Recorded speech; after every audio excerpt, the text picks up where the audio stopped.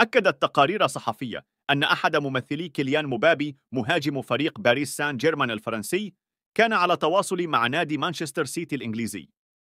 وكان كيليان مبابي قد أبلغ القطري ناصر الخليفي رئيس نادي باريس سان جيرمان الفرنسي قراره بالرحيل عن النادي الباريسي بنهاية الموسم بحسب ما أكدت تقارير صحفية.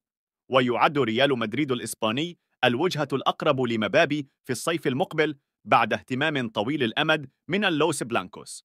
وبحسب صحيفة آس نقلا عن شبكة كادينا سير الإسبانية، فإن ريال مدريد ليس المرشح الوحيد للحصول على خدمات اللاعب البالغ من العمر 25 عاما.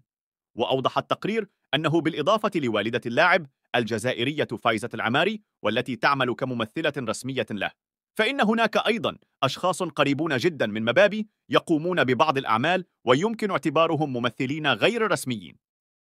وتابعت الشبكة أن أحد هؤلاء الممثلين تواجد في تدريبات مانشستر سيتي الاثنين الماضي، وأن لاعبي الفريق الإنجليزي كانوا على علم بذلك.